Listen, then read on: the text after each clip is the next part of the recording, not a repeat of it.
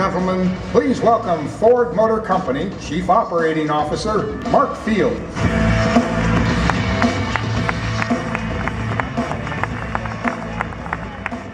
Well, good morning, everybody, and thanks for joining us. Clearly, we have some very exciting Mustang news for you today. Events in Charlotte, North Carolina, Las Vegas, Dearborn, Beijing, Toronto, Dubai, and Melbourne. In fact, Alan Mullally and Jim Farley are in China and making Mustang and other news at this week's auto show in Beijing. And we're here in New York, where it all began. As I just mentioned a few minutes ago in my opening keynote, the original Mustang was introduced to an audience of thousands at the 1964 World's Fair in Flushing Meadows, and to millions through television and international press events. Today, we all know Mustang so well, it may be hard to imagine what a very new idea this car represented at that time. It was a true white space vehicle, a great-looking two-door hardtop or convertible with the flair of a European sports car, and possibly the longest list of options ever offered on any car, and a package easily worth $3,000, all for a surprisingly low starting price of just $2,300 and change. People knew they wanted a Mustang even before the wraps came off it. Letters poured in from high schoolers exclaiming that Mustang was better than Elvis and the Beatles, and from adults who were ready to order it sight unseen. So what does it take for a car to create excitement like that? Well, of course, great looks aside, Mustang happened to fit right in with the rising tide of optimism that was taking hold in the 1960s, promising new horizons of possibility and freedom. As we said at the introduction, we don't claim that this car can be all things to all people, but we do believe Mustang will be more things to more people than any other automobile on the road.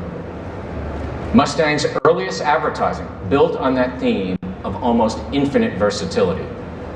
It was a car that appealed to people everywhere, to women, to families, and yes, it was also a race-ready sports car.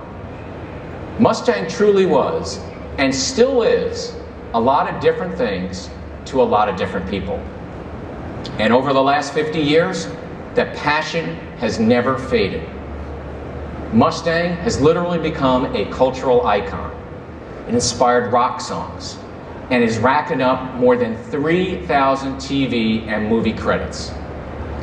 It's one of our best recognized and most highly regarded products, with almost universal familiarity and hugely favorable opinion. And we've sold more than 9 million of them to date and won more than 6 million Facebook fans, with actually more than 1 million of them coming from Europe. Which shows that while Mustang might have always been available to the world, it has always belonged to the world. For fans all over the globe, Mustang embodies all that is special and unique about Ford vehicles. The passion, the performance, and true driving quality that is accessible to many and not just a few. It's a symbol of freedom and optimism, a way to escape the everyday and experience the thrill of the road. And now, with the One Ford plan driving the globalization of our business, we can offer the Mustang to all markets around the world. And I have to tell you, we can't wait to bring it to Europe and Asia next year. But today, we want to celebrate the world's enduring fascination with Mustang over the first 50 years. Our celebration began earlier this morning at the Empire State Building, where we relived one of Mustang's greatest moments.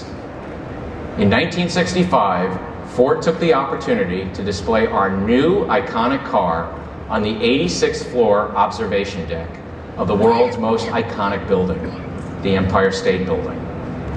No crane can reach those heights, so a team of Ford engineers performed a feat of technical artistry precisely cutting apart the new Mustang so it could fit like a puzzle, like puzzle pieces into the elevators, crated up, and then reassembled back on the observation deck. And this morning, our engineers reenacted the feat, but this time with a significantly larger car, the all-new Mustang convertible, and under the pressure of a 6-hour time crunch. And as you can see, we pulled it off and lifted our 50-year celebration to historic heights. And Bill Ford was there to unveil the perfectly reassembled Mustang convertible. And this is just the first of many iconic landmarks that Mustang will be visiting as it makes its way around the world. In fact, its first stop in Europe will be at the UEFA Champions League final in Lisbon, where European customers will have the first chance to pre-order a new Mustang. So now it's time to mark this milestone in yet another way, with the introduction of a very special Mustang model that will be available only in limited numbers. Ladies and gentlemen, the Ford Mustang 50-year limited edition.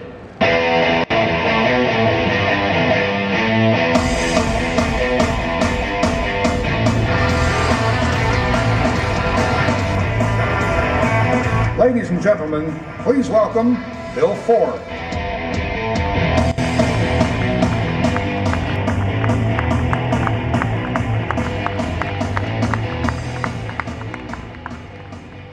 I've been waiting for this day for a long time. I'm so excited you're all here and here to share the Mustang 50-year limited edition with us. My very first car was a Mustang, a 1975, painted in an electric green show color. And like so many others who've owned Mustangs, I fell in love then and I never looked back. And Mustang is my all-time favorite car.